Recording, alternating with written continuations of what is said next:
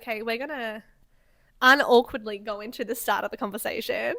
Who are you? Because I've never met you before. Hello, I'm Hi. Karen. Nice to meet you, Karen. Nice to meet you too. Welcome to Angela's home.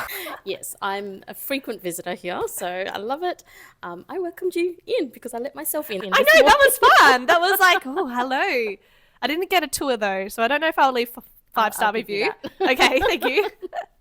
Yeah. So, I guess I'm here because I'm a psychologist. Yes. I'm also a BCBA or a board certified behavior analyst. So really, what it means is I know behaviors very, very well. I actually specialize in disability and education. Working for the past 25 years with people with autism, their families, and Ange, obviously, guru ADF, founder of ADF, and I guess through the years, I've heard the conversations and met a lot of dance teachers. And I think the growing concern is how do they make their classes inclusive and so everyone Yes. enjoys it. Yes. But you have some kids, some adults who think differently, process things differently.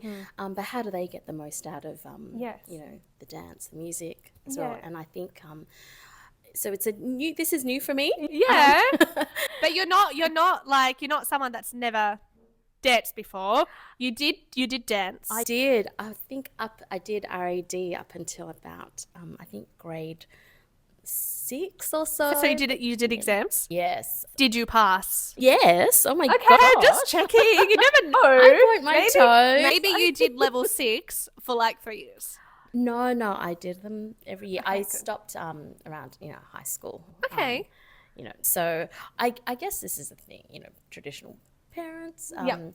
Dance is a creative thing, and it wasn't as encouraged. Yes.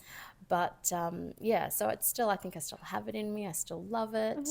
And it's just kismet that I think I'm here because I've got some dance history, but it's Angela's thing. I've always volunteered at ADF, and Oh, you're so I always want to nice. come in. Oh, it's fun, isn't it? Yes, I love it. Last year was my first year, and I was like, oh my gosh. The energy's incredible, and I just love watching the classes. Yes. Yes. Yeah. No, have you been into the Teachers VIP Lounge? I snuck in last year because I was volunteering, so I got a little bit of a sneak peek about what happens. So Okay. being on the other side of the chair, I know. So you're actually gonna exciting. have like a workshop. People are gonna hear you talk, which I think is really important. So I've read a little bit about you. Okay. Because like I said, we've never met. This is an employee. Yeah, we haven't met. No. With your job, like, what are some things so I'm a dance teacher, obviously, and other dance teachers and studio owners are gonna come to this special room, VIP lounge. I really want them to hear you talk and to hear what you have to say. You've been in this industry for over 25 years. That's a long time. You know kids. You know autism and children with disability and whatnot. Neurodivergent. Yes, everything. Yes.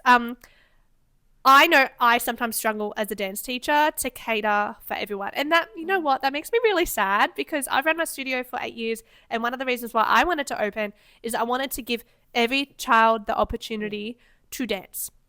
But we don't, as dance teachers, we're not experts like you. We don't know how to handle children with ASD or ADHD. We don't know how to make their experience more positive. So I'm excited to hear you talk, and I know other people would be excited to hear you talk as well on how you can help them make a positive experience for everybody.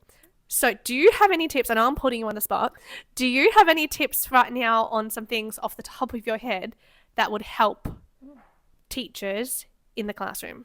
Look, I think that's the beauty of this. It's what I do. It's not rocket science, but it does take a little bit of creativity. And I think when teachers come from the point that they want to be inclusive, they want everyone in the class to get as much out of it. Sometimes it's just really little things. Yeah. And this is for classes where it is inclusive, so you've got, neurotypicals, as well as population students who are neurodivergent, but just things like allowing someone to wear, little earbuds so they're not getting all the, ambient noise. Especially with tap. I feel like that would be a good idea for tapping. I know we've got a few kids that we have a combo class, so it's jazz, tap, hip hop. As soon as we put tap shoes on, they're like, they shut off. Yeah. They stop. And I think it's not going to be a one size fits all or do this one thing for everybody. I think it's you know, dance teachers, you know your students, so you know what they like. And it's really about accessing, we call it, the motivation or finding things that reinforce them. Yes. So what is the buy-in for them, right? Yeah. So if it's that they like movement, then the choreo might include more spins or more taps.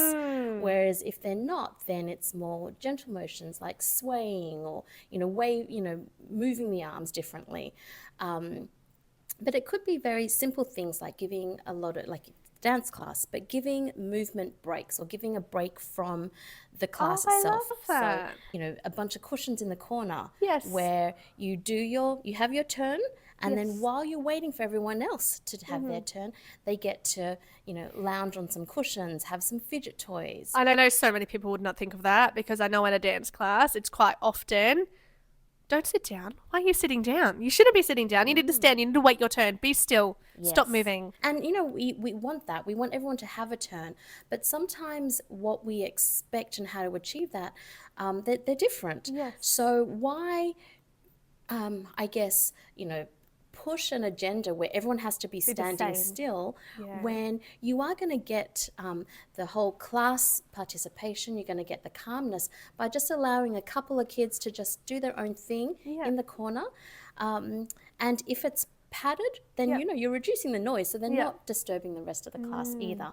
But everyone's getting what they want that way. And hopefully they're easy fixes, they're easy adaptations to the classroom that doesn't pull away from the instructor's attention all the time. Yes. And I guess one other thing is, if it's possible, having, maybe that student having an aide or a support person, whether it be buddy in the class or... Yeah, it doesn't have to be another person, does it? No. Like another adult. You don't need to bring in their mum or dad, because that's the thing too. I know teachers don't like parents in the room. And fair enough. It's not fair to the other students. Those kids want their parents then they get left out. Yeah. Yes. So sometimes it's just, having the student pick a friend and just having a look at the group, see who gravitates towards each other. Yeah. Not pushing an agenda. Yes. But I also think variety. Again, the one thing isn't going to work for the entire class, for the entire duration of that class. It just might be a bunch of things. So cushions in the like corner, a tool bag, a sensory box that they can pick various things out of. Sometimes even just visuals to say, you know what, we've got 3 more to go. We're going to do our, skips, scallops. Yep, whatever. Allegro. And then you get a break. So it's clear expectations. Yeah. I love that. Clear expectations. I think that's key.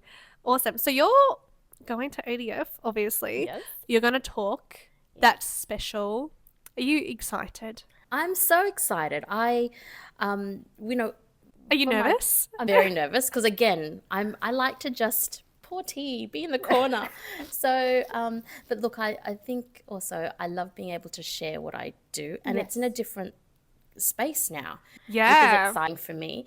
But I just don't believe knowledge is a secret. So if I could just have download cables that tap into my brain and everyone knows this stuff, like, great, happily do it, know. So I am very excited to be there.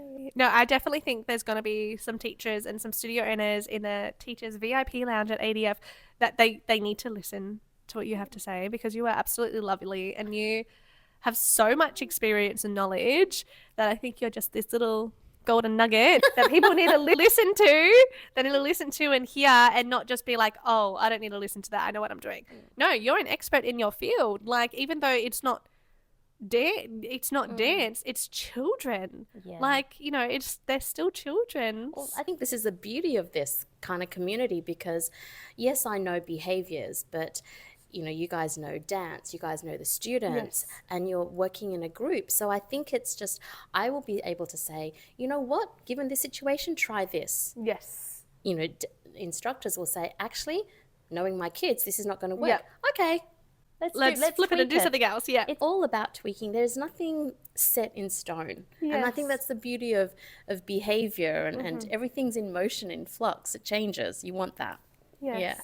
Oh, awesome. Did you have anything else you would like to share? Or about, do you know what you're going to be talking about? Well, I think I'll go into a little bit more detail about some practical strategies, because I think that's what you want to walk away with. I love talking about behaviors and getting to the nitty-gritty about why behavior is occurring. But the reality is, you've got maybe a 45-minute class, you've got, however many kids, you can't be thinking about in detail through that time. So I really want to be able to provide a little bit of a general toolkit that instructors, dance studios can walk away from and just go, yep, I'm going to do blah, blah, blah, blah. And it's going to work 75 to 80% of the time. There'll be some tricky things. And we can, I'd love to be able to even sit down and go through the science of behavior, because I think when people learn that, then everything is doable. That's why I think, as a behavior analyst, it's quite empowering, not just for me, but I want to share that with parents, teachers, now dancers, which is quite exciting. That's fun. Yeah. I feel all warm and fuzzy. Wow. Awesome. Thank you so much, Karen. Thank you. Very Thank you lovely for to having talk to me. you. And I will see you at ADF.